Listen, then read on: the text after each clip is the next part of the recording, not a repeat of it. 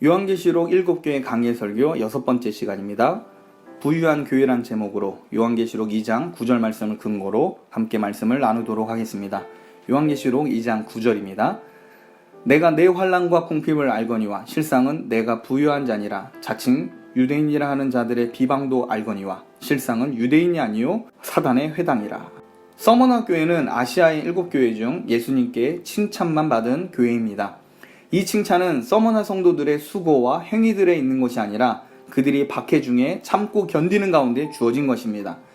예수님께서는 서머나 교회가 처한 상황 속에 위로의 메시지를 보내주십니다.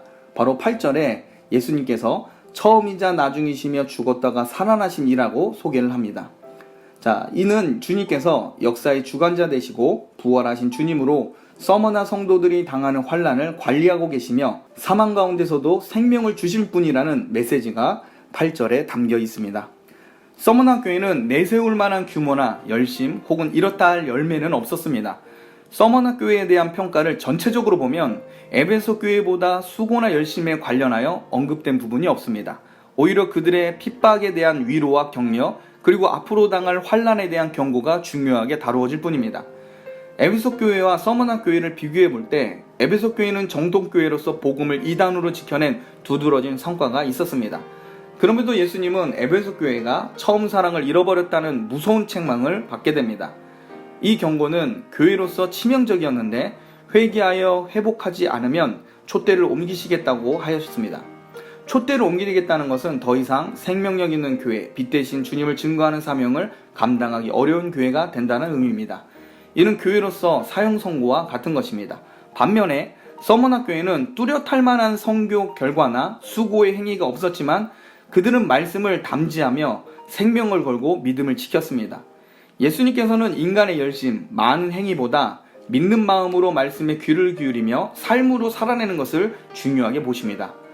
본문을 보면 서머나 교회는 환난과 궁핍으로 연약하게 된 교회의 상태가 그들의 약점이었습니다. 요한계시록 2장 9절을 다시 한번 보겠습니다. 내가 내 환난과 궁핍을 알거니와 실상은 내가 부유한 자 아니라 자칭 유대인이라 하는 자들의 비방도 알거니와 실상은 유대인이 아니요 사단의 회당이라.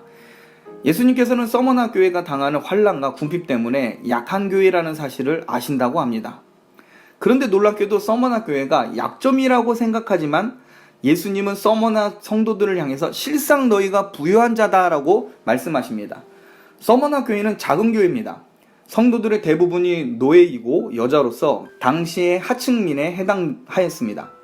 게다가 에베소 교회로부터 복음을 받아들인 지 얼마 되지 않은 짧은 역사를 가진 교회입니다. 이제 겨우 자립하는 과정 중에 있는 이 서머나 교회는 인간적으로 볼 때 부유한 교회가 아닙니다.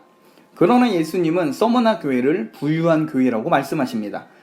게다가 서머나 도시에 거하는 유대인들과 로마 황제 숭배를 강요하는 이 위정자들이 서머나 교인들을 압박하고 있습니다. 서머나 교회 성도들은 자기 교회를 약한 교회이고 위험한 교회라고 여겼을 겁니다. 만약 지금 여러분의 교회가 작고 힘도 없고 세상의 극한 위험에 노출되어 있다면 어떤 마음이 들까요? 아마 다른 교회를 부러워했을 겁니다. 우리 교회는 하나님의 축복이 떠난 교회처럼 느끼게 될 겁니다. 과거 초창기 교회에 일어났던 표적과 기사가 과연 사실이었는지 의심하게 될지도 모릅니다. 유대인들의 도전과 황제 숭배를 강요하는 이 주인들의 압박에 신앙적 위기를 경험하게 될 겁니다. 그런데 주님께서는 이 서머나 교회를 향해서 실상은 너희가 부유한 교회다 라고 말씀하십니다. 서머나 교회를 향하여 인간이 내린 평가와 정반대로 예수님은 바라보고 계십니다. 그런데 7교회 중 서머나와 정반대로 예수님께 평가받는 교회가 있습니다. 사람들이 보기에는 훌륭하고 부러워할 만한 교회인데 예수님은 전혀 다른 평가를 받는 그런 교회가 있습니다. 바로 사대교회입니다. 요한계시록 3장 1절을 보겠습니다.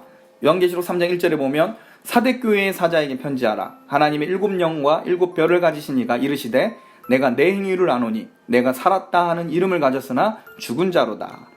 자, 사대교회는 살았다는 이름을 가지고 있습니다. 사대교회는 역동적인 교회였고 예수님도 그들의 행위를 너무나 잘 알았습니다. 그런데 예수님은 사대교회의 행위를 알고 계셨지만 그들의 행위를 인정하지 않을 뿐만 아니라 죽은 교회라고 책망하십니다. 서머나는 궁핍 중에 부유한 교회로 인정받지만 사대는 살았다는 이름을 가졌는데 죽은 교회라고 평가를 받습니다. 자, 또 하나 살펴볼 본문이 있는데 바로 요한계시록 3장 17절입니다. 3장 17절 말씀을 보면 내가 말하기를 나는 부자라 부유하여 부족한 것이 없다 하나 내 공고한 것과 가련한 것과 가난한 것과 눈먼 것과 벌거벗은 것을 알지 못하는도다. 라오디게아 교회는 부유한 교회입니다. 라오디게아 도시 자체가 자유로운 분위기를 가지고 있었기 때문에 다른 도시에 비해서 황제 숭배를 강요한 일이 덜하였습니다. 또한 내부적으로도 거짓 교사들이 들어와서 교회를 분열시키는 일도 없었습니다. 그런 면에서 라오디게아 교회는 굉장히 좋은 교회입니다. 박해도 없고 문제도 없는 그런 좋은 교회입니다. 그러나 이것은 인간의 관점일 뿐 예수님은 라오디게아 교회를 책망하십니다. 예수님은 불꽃 같은 눈으로 교회를 향해서 절대평가를 하십니다. 예수님의 평가는 인간의 판단과 많이 다릅니다. 하나님은 영혼의 본질까지 꿰뚫어 보시고 하나님의 의를 근거로 절대적인 평가를 하십니다. 예수님은 다른 교회에 비해 많은 사업을 하였느냐보다 그 안에 있는 성도들이 하나님 앞에 순전한 믿음을 소유하는지를 주목하십니다. 믿음은 우리 눈에 보이는 영역이 아닙니다. 인간은 열매를 통해 그 나무의 정체를 알게 됩니다. 그래서 인간의 판단은 눈에 보이는 열매가 나타나기 전까지 한계가 있습니다.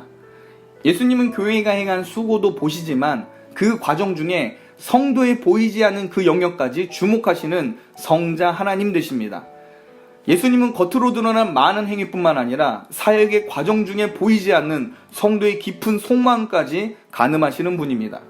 서머나 교회는 다른 교회들에 비해 이루어놓은 성과는 없어도 눈에 드러나진 않아도 예수님의 말씀을 지키기 위해 고군분투하는 이 서머나 교회를 인정해 주십니다. 예수님은 이러한 서머나 교회를 부유한 교회라고 평가하십니다. 교회의 부유함은 성도가 세상에서 받는 위치나 모임의 규모로 측정되는 게 아닙니다. 교회의 부유함은 하나님의 말씀에 사로잡힌 성도들의 순수한 삶과 연관되어 있습니다. 예수님은 양이 아니라 질을 보십니다.